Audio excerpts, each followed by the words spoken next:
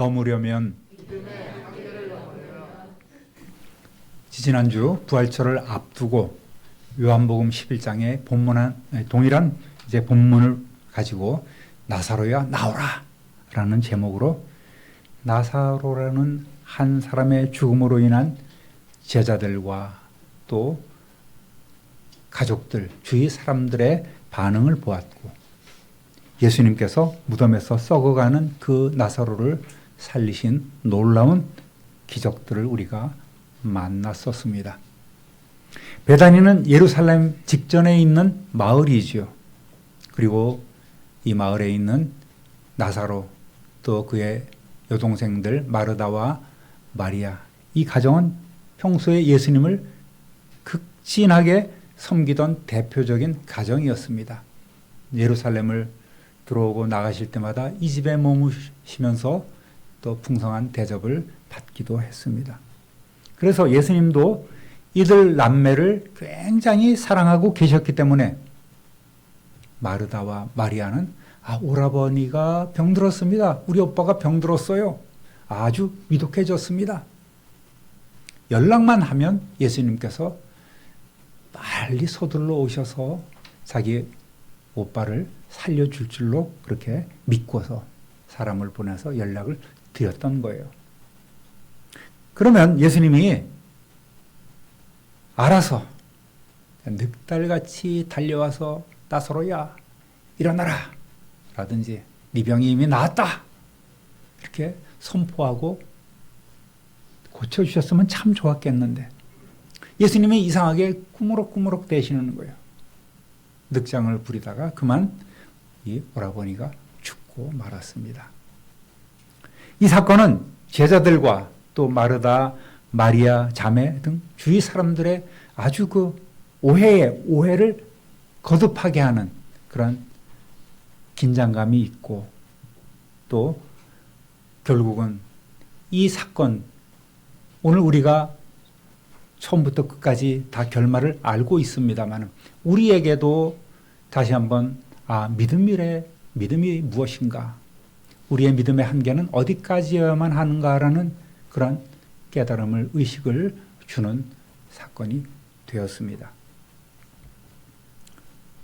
우리도 역시 말씀을 읽기도 하고 때로는 예배를 통해서 말씀을 받기도 합니다마는 이렇게 보고 듣는 우리도 성경을 오해할 때가 있고 또는 단에서 선포하는 그 말씀이 어떤 때는 굉장히 오해가 되기도 하고 내 나름대로 자꾸 무엇인가를 덧붙여서 해석하려 하는 그런 좋지 않은 습관들이 있단 말이죠. 그러다 보니까 말씀을 곡해를 해. 제대로 그 말씀의 의미를 깨닫지 못하고 내 나름대로 해석하려다 보니까 문제가 생기고 또 시험에 들고 하는 일들이 있단 말입니다. 그러니까 우리는 하나님 바른 판단력, 영적 분별력을 저희에게 주십시오. 제게 주십시오라는 이러한 기도를 끊임없이 해야 되는 거예요. 성경에서 말씀하고 있는 예수님의 의도는 이건데 우리는 이것은 누구에게 해당되는 거고 나하고는 별코 상관이 없는 이야기구나라고 이렇게 밀어둘 때가 있고 오해할 때가 많다는 말이죠. 여러분, 그러한 기도로서 영적 분별력을 가지시기를 우리 주님의 이름으로 축원합니다. 예수님께서 제자들과 함께 베다니에 오셨을 때는 이미 무덤에 넣은 지가 나흘이 되었어요. 당시 유대인의 장례법은 그것이 굉장히 기온이 높지 않습니까?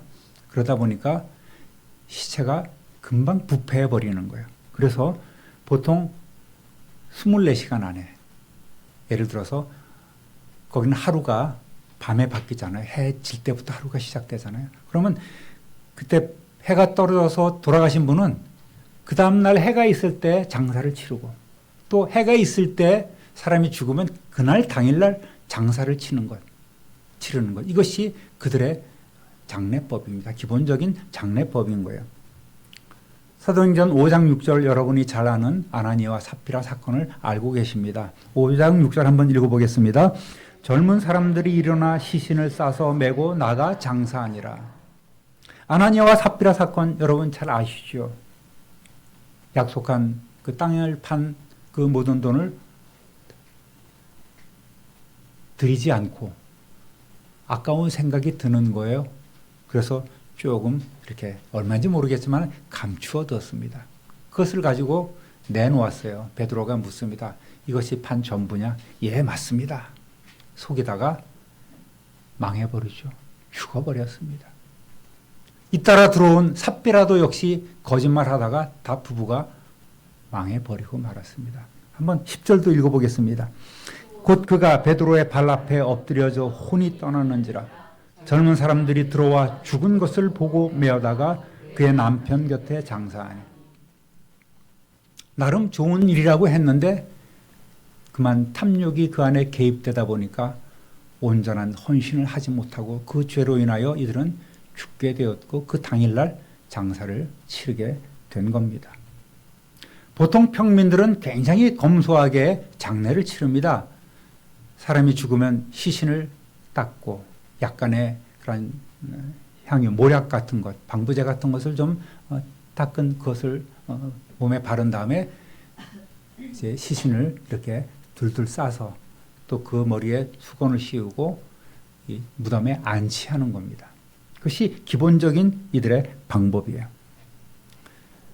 이때 향유나 향품은 옛날 이집트 사람들의 그런 풍습 또는 주의 이방 사람들의 풍습이라고 생각해서 과하게 사용하지 않습니다. 사용하지 않는 경우도 많습니다. 그런데 예수님의 경우는 좀 다르죠. 나사로도 그렇게 간단하게 시신을 깨끗하게 씻은 후에 아마도 장례를 치렀으리라고 생각이 됩니다. 예수님의 경우는 좀 달랐어요. 고대 이스라엘의 왕들의 장례에는 풍성한 향품과 향유가 사용되었습니다. 요한복음 19장 39절 40절 읽어보겠습니다. 일찍이 예수께 밤에 찾아왔던 니고데모도 모략과 침향 섞은 것을 100리트라쯤 가지고 온지라. 이에 예수의 시체를 가져다가 유대인의 장례법대로 그 향품과 함께 세마포로 쌌더라. 아멘. 여기에 여러분이 잘 모르는 단어가 나오죠. 리트라. 100리트라는 약 한 32.7kg. 오늘 우리나라 초등학교 한 3학년 정도의 그 평균 무게가 되는 거예요. 그러니까 어마어마한 양의 향유와 향품을 준비를 해서 이 니고데모가 가져오고 또 아리마대 요셉이 준비를 해서 이들은 어떻습니까? 예수님의 숨겨진 제자잖아요. 이스라엘의 산헤드린 공회원으로서 지도자급입니다. 그런데 예수님을 드러내놓고 내가 예수님의 제자라고 얘기는 못하고 숨겨진 채로 뒤에서 은근히 돕던 그런 사람들이 바로 니고데모와 아리마대 요셉입니다. 그러니까 이들은 예수님이 왕으로 오신 것을 어렴풋이 알고 있었어요. 그들이 예수님을 대하는 방법은 바로 예수님을 그 시신을 왕으로 예우를 하는 겁니다. 그래서 놀라울 만큼 그 큰 향품과 향유를 가지고 예수님을 시신을 싸고 또 예수님을 이 부자의 묘실, 이 아리마대 요셉이 자기를 위해서 파놓은 그 묘실에다가 예수님을 장사를 하게 된 겁니다. 예수님께 향유를 붓고 또 그 머리털로 예수님의 발을 닦던 마리아 역시 왕으로서 예수님을 위해서 그러한 일들을 했고 또 예수님의 죽음을 준비했던 아름다운 사건임을 우리가 잘 기억하고 있지 않습니까? 그리고 이제 1년이 지나면 사람들이 살은 다 썩고 이 유골만 남는 거예요. 그러면 한 요만한 유골함을 가져다가 또 해골 넣고 또 몸에 뼈들을 수습을 해서 그것에 넣고 이제 안치를 하는 그러한 과정이 이스라엘의 기본적인 당시 이스라엘의 유도법의 장례법이 된 것입니다. 어쨌든 나사로는 이미 장례가 치러졌고 무덤 속에 안치된 상태에서 예수님이 오고 계시는 상황이 벌어진 거예요.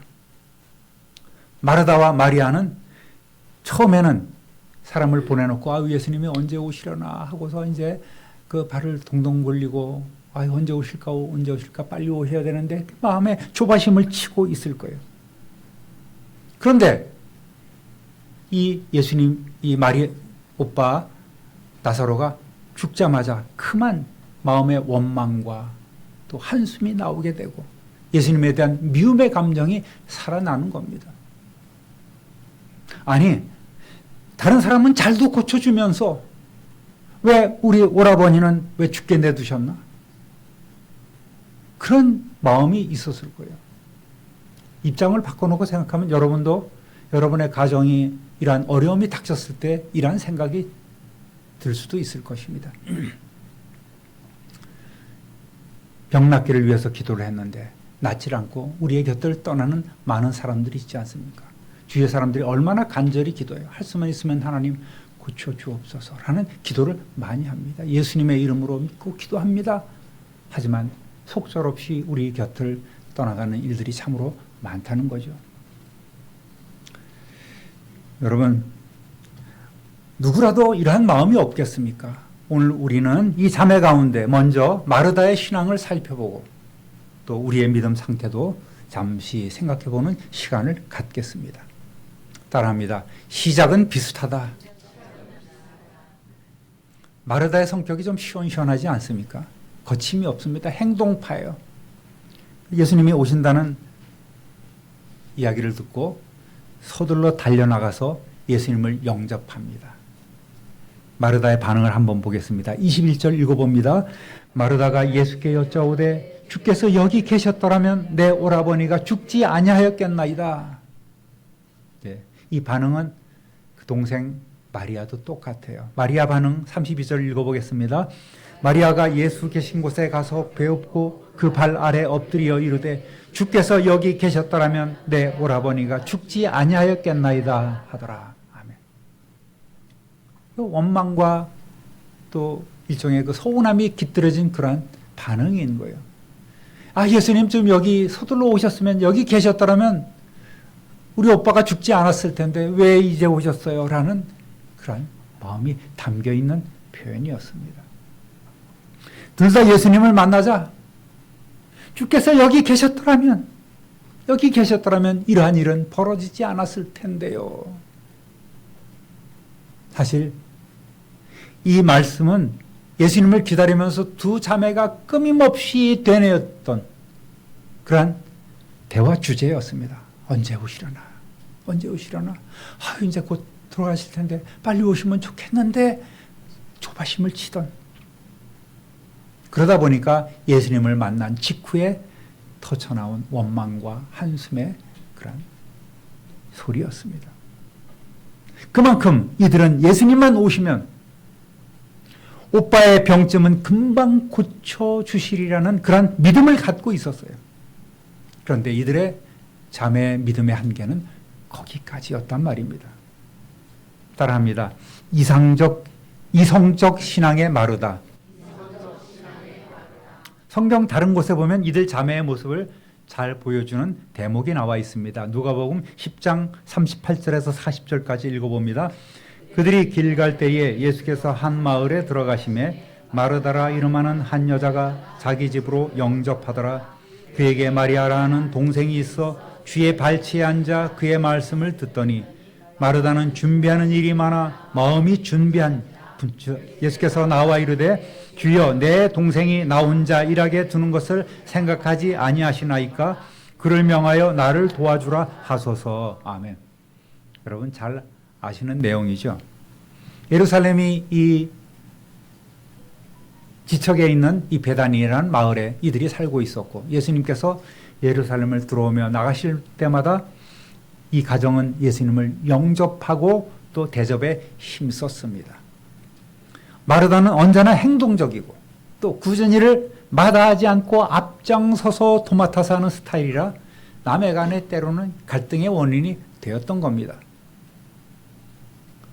이렇게 마르다가 불평을 하면서 아유 동생이 예수님 앞에서 말씀만 듣는데 좀 보내서 준비 좀 하게 해주십시오. 음식 좀 같이 장만하게 해주십시오. 이렇게 요청을 했을 때 예수님의 반응은 어땠습니까? 41절 42절 읽어봅니다. 주께서 대답하여 이르시되 마르다야 마르다야 네가 많은 일로 염려하고 근심하나 한 가지만 하든지 혹은 한 가지만이라도 족하니라. 마리아는 이 좋은 편을 택하였으니 빼앗기지 아니하리라 하시니라. 아멘. 오늘도 주의 여러 교회를 살펴보면 이러한 교회 봉사 문제로 갈등이 일어나기도 합니다. 말씀파와 봉사파로 분류하기도 합니다. 아니 나는 열심히 섬기고 봉사하고 또 준비하는데 왜 저들은 이러지 않는가? 뭐 찬양대만 하면 단가? 뭐 이렇게 설거지 좀 도와주면 어디가 덧나나? 불만을 갖기도 합니다. 여러분 우리 교회가 아니에요. 절대 오해하지 마시기 바랍니다. 우리 교회는 그런 일이 없고 잘 이렇게 협력하고 배려하고 해서 참 아름다운 천국이 이루어지고 있지 않나 이렇게 생각을 합니다. 할렐루야! 네. 여러분 이 말씀의 교훈은 뭡니까? 주님의 일을 감당한다고 하면서 늘 바쁘고 분주하지만 그렇다고 결코 주님을 놓쳐서는 안 된다는 그런 교훈을 우리에게 주고 있는 거예요. 표면적으로는 주님의 일을 열심히 하다 보니까 자꾸만 비교의식이 돼서 불만이 생기게 되는 거예요. 나는 이렇게까지 하고 있는데 저 사람들은 뭔가라는 그런 불만이 나오기도 하는 것이 사람의 마음이겠죠. 이 틈을 이 어둠의 권세는 사탄은 늘 노리고 분열을 가져다 주기도 하는 겁니다. 여러분 밥이 서로도 예배가 우선이 된다는 그런 논리도 있고 그렇다고 밥을 못 먹고 가면 안 된다는 말도 다 맞는 거예요. 다 주님의 몸된 교회와 성도들을 생각해서 이러한 반응들이 나오는 거지요. 핵심은 뭡니까? 준비가 됐느냐 안 됐느냐는 거예요.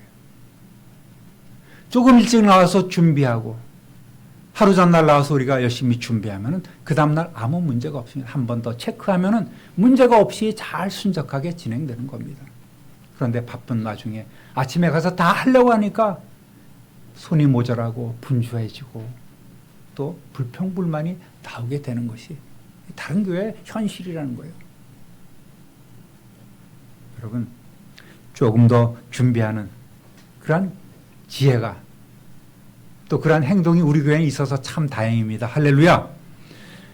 그런 지혜가 우리 성도님들에게 날마다 충만하기를 우리 주님의 이름으로 축원합니다. 축원합니다. 조금 더 신경 쓰고 안이하게 생각하지 말고 잘 준비를 하면 문제가 없는 겁니다. 22절 읽어보겠습니다. 그러나 나는 이제라도 주께서 무엇이든지 하나님께 구하는 것을 하나님이 주실 줄 아나이다. 여기 보면은 이제라도라고 제가 이렇게 빨간 글씨를 써놨는데 마르다의 신앙이 참 놀랍습니다. 이제라도 지금이라도 예수님 하면서 이야기를 고백을 하고 대답을 하니 뭔가 이루어질 것 같아요. 여러분 기대를 좀 가져주십시오. 그런데 그 다음 다시 한번 읽어보겠습니다. 주께서 무엇이든지 하나님께 구하는 것을 하나님이 주실 줄을 압니다. 그 다음 나온 말씀이 어쩌면 예수님의 심기를 건드렸는지도 모르겠어요. 예수님의 한계를 딱 거버렸습니다. 예수님이 기도하시면 하나님이 고쳐주실 겁니다. 라는 거예요. 예수님이 하나님께 무엇인가를 놓고 기도하면 하나님이 이루어 주시리라. 여러분, 이게 믿음의 한계예요. 예수님은 하나님이셔서 능치 못함이 없으신 분입니다. 할렐루야. 예수님의 사역 가운데 하나님 고쳐주십시오. 하나님 놀라운 일들이 일어나게 해주십시오. 하고서 이렇게 행했던 일이 많지 않습니다. 늘 기도로 준비하셨고 늘 하나님을 의지하며 때로는 성령께서 돕기도 하셨고 천사도 돕기도 하셨지만 예수님은 땅에 오신 하나님이셨기 때문에 예수님은 그 자체로서 완벽한 당신의 일을 하나님의 일을 행하실 수 있는 분이었다는 겁니다. 예수님의 반응이 좀 뜨뜻미근하죠. 얘가 지금 뭐래? 나를 뭘로 보고? 아마 그런 생각이 들었을지도 모릅니다. 그러면서 단번에 선포하십니다. 23절 읽어보겠습니다. 예수께서 이르시되 네 오라비가 다시 살아나리라. 할렐루야. 예수님의 이 말씀은 사실 이들 자매가 기다리던 말씀 아니겠습니까? 그래서 그래 어쨌든 내가 살릴 거야. 내가 살린다고 예수님이 지금 이렇게 선언하신 거예요. 살아날 거야. 예, 믿습니다. 지금 살아날 줄로 믿습니다. 이렇게 고백이 나와야 되는 거예요. 근데 그렇지 못하잖아요. 마르다는 부활에 대한 자신의 그 믿음, 자신의 그 배워왔던 그 모든 것, 이것을 사용을 해서 예수님께 뭐라고 고백하고 있습니까? 24절 보겠습니다. 마르다가 이르되 마지막 날 부활 때에는 다시 살아날 줄을 내가 아나이다. 초를 치고 말은 거예요. 여러분 같으면 뭐라고 대답하겠어요? 예, 지금 예수님 무덤 속에 있지만, 썩어 문드러지고 있지만 주님이 살려주실 줄로 믿습니다. 할렐루야. 이렇게 고백을 해야 되는 거예요. 여러분 같으면 이런 고백을 하셨겠죠? 네? 아멘이에요. 아멘 하세요.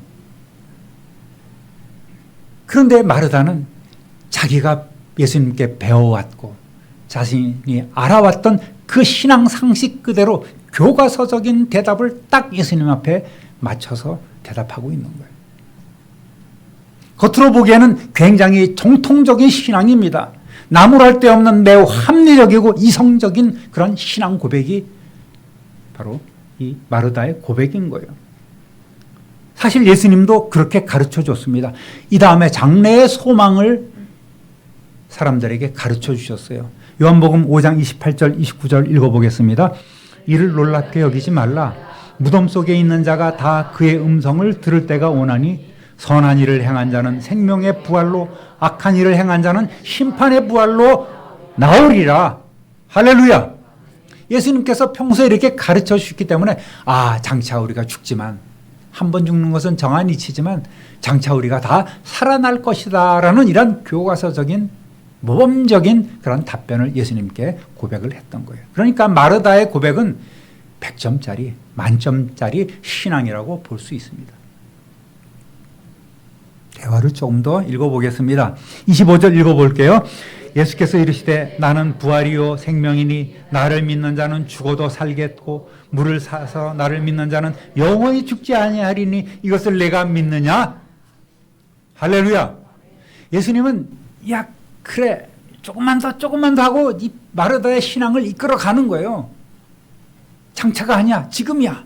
지금 너 뭐라고 고백할래? 자꾸 이렇게 이끌어드리는 겁니다. 여러분, 나는 부활이요 생명이다. 나를 믿는 자는 죽어도 살겠고, 이미 죽었어 나사로가. 그러나 나를 믿어. 살리리라고 하는 나를 믿어라. 마르다야 제발 좀 눈치껏 좀 고백 좀 해봐. 이렇게 예수님께서 요구하고 계신 것이죠. 여러분, 이 말씀은 오늘도 우리의 가슴을 굉장히 웅장하게 하는 그런 선언임 아니겠습니까?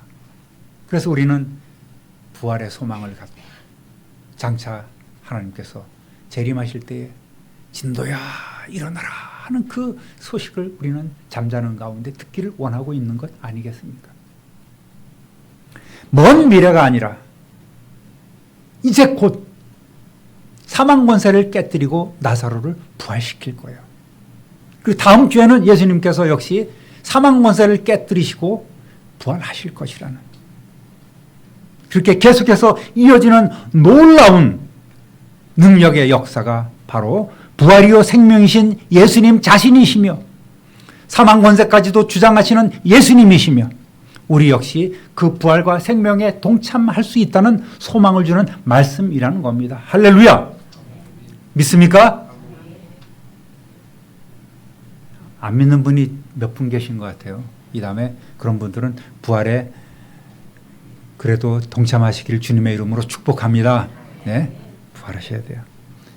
먼 미래가 아니에요.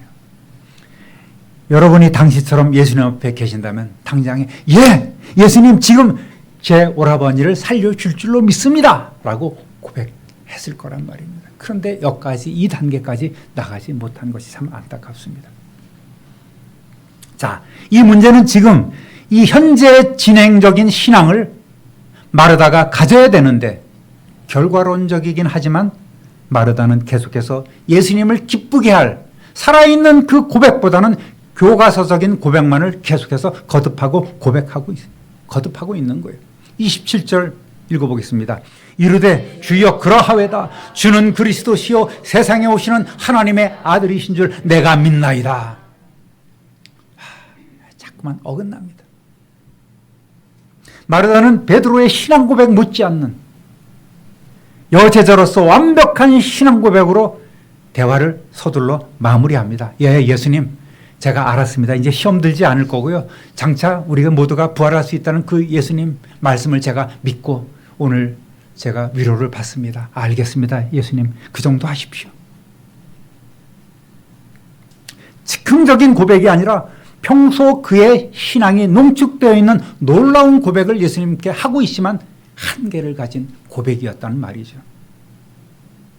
여러분, 오늘 우리에게 이런 마르다의 신앙 정도라도 갖고 있는지 모르겠습니다. 주님을 만났을 때 이런 고백을 할 수 있을는지 모르겠습니다. 따라합니다. 한계를 드러낸 신앙. 자, 일이 어떻게 진행될까요? 예수님과 대화를 서둘러 마치고 그 정도 하십시오. 알겠습니다. 저는 믿습니다. 하면서 뒤돌아서서 마리아에게 쫓아서 야, 선생님 오셨어. 빨리 나가봐. 그렇게 마르다가 이제 바톤 터치를 하죠. 39절 읽어보겠습니다. 예수께서 이르시되 돌을 옮겨 놓으라 하시니 그 죽은 자의 누이 마르다가 이르되 주여 죽은 지가 나흘이 되었음에 벌써 냄새가 나나이다. 혹시나 했더니 역시나 그곳에 머물러 있는 거예요. 마르다 생각에는 예수님이 나사로가 마지막 가는 그 모습을 못 봐서 너무나 서운해서 무덤 문을 열고 들어가서 우리 나사로를 오빠의 그 몸이라도 한번 만지시려는구나 라고 이렇게 생각을 했을 거예요. 무덤으로 가신 예수님이 돌을 옮겨놓을 것을 명하시자 예의 그 마르다의 이성적 신앙이 발동되는 거예요. 예수님, 안 됩니다. 이미 죽은 지가 나흘이나 돼서 벌써가 냄새 나는데요. 그만두시죠. 부활할 것 믿으니 그 소망 가지고 저희가 살면 되는 것 아니겠습니까? 서운하시겠지만 예수님 굳이 시신을 보시고 작별 인사를 하실 필요는 없겠습니다. 라고 이렇게 예수님을 위하듯 이러한 대답을 하고 있는 거예요. 예수님의 사랑에 예수님께서 우리 남매를 사랑하는 것도 제가 잘 알겠습니다.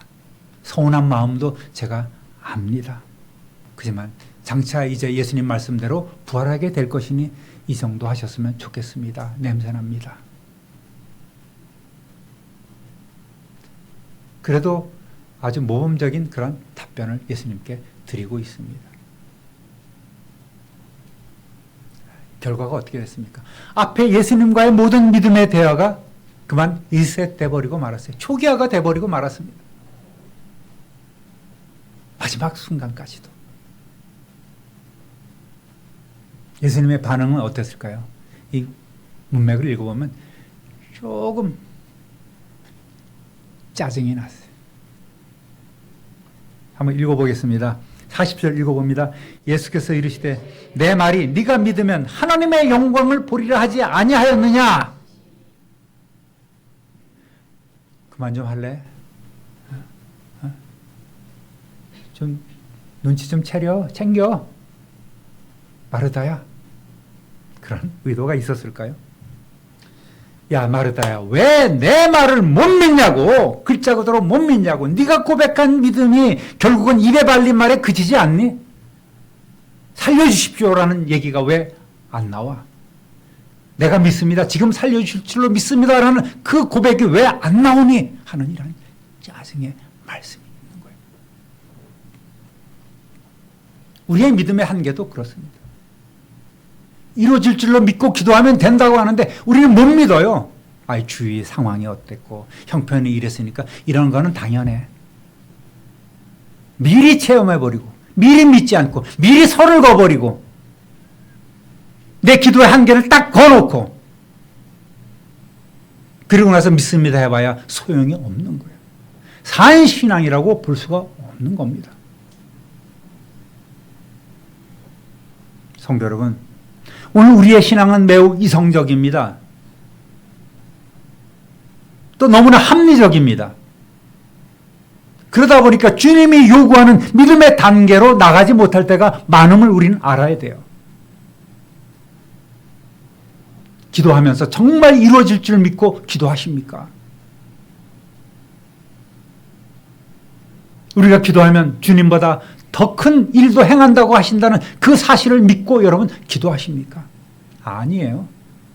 입은 기도하지만, 입은 믿습니다 하지만 실제로는 우리의 믿음은 아주 부족하고 보잘것없는 그 수준에 머물러 있는 것이 우리의 현실임을 우리는 알아야 됩니다. 여러분, 믿음의 깊이를 조금 더 더하시기를 주님의 이름으로 축원합니다. 기도의 범위도 좀 높이고 믿음의 범위도 좀 더 높이고, 그래서 그 예수님의 말씀이 우리의 삶의 진정으로 이루어지는 그런 삶을 우리 모두가 살아가야 되는 거예요. 그런 성도 되시기를 우리 주님의 이름으로 축원합니다. 주님의 일을 함에 있어서 여전히 내 상식, 내 경험, 내 지식에 머물러서 나가지 못해요. 교회 일도 그렇습니다. 우리 교회 비전이 이렇고 이런 일들을 해야 되는데 여건이 어떻고 사람이 없고 재정이 부족하고 자꾸 이러다 보니까 자꾸 한계를 줘요. 일은 하나님께서 하시고 일은 주님께서 우리에게 감동을 줘서 하시는데 우리는 우리 스스로가 먼저 손을 딱 긋고 이 정도만 하면 됩니다라고 생각하며 살 때가 참 많이 있는 겁니다. 얼마나 불신의 모습입니까? 예수님은 조금 더 마르다야, 조금 더 할 수 있어, 이렇게 이끌어 가시는데, 참면누리교회 성도들아, 조금 더 할 수 있어, 좀 더 힘내봐, 능력이 나타나, 할 수 있어, 기도 응답될 거야, 이렇게 예수님은 원하고 계시는데 우리는 이제 이쯤 됐으면 만족합니다 라고 머물러 있는 거예요. 사랑하는 우리 참면누리교회 성도 여러분, 장차 우리의 부활의 신앙도 중요하지만 오늘 우리와 함께 일하시며 능력을 나타내 보여주시는 주님, 그 성령님의 권능을 덧입기를 소원합니다. 그래서 하나님 나라 위에 더 큰 믿음의 삶, 더 큰 헌신의 삶을 살아가는 저와 여러분 되시기를 우리 구주 예수 그리스도의 이름으로 축원합니다. 하나님 아버지, 오늘 마르다의 그 모범적 신앙의 한계를 저희들이 살펴보았습니다. 그 이성적 믿음의 한계를 저희들이 바라보았습니다. 주님은 우리가 좀 더 큰 믿음 갖고 그 믿음대로 행하며 그 믿음대로 고백하고 믿음대로 고백하며 살아가기를 소원하는데 오늘 우리는 그 정도까지 미치지 못하고 있음을 다시 한번 바라봅니다. 우리의 믿음의 한계를 뚫고 더 큰 믿음으로 나아가는 우리 성도들 되게 하여 주옵소서. 그러한 참빛누리교회 공동체 이루어가게 하여 주옵소서. 그러한 믿음의 다음 세대 가꾸어가게 하여 주옵소서. 이루어 주심을 믿고 감사와 찬송과 영광을 하나님께 돌려오며 우리의 능력 되시는 구주 예수 그리스도의 이름으로 축복하며 기도드립니다. 아멘.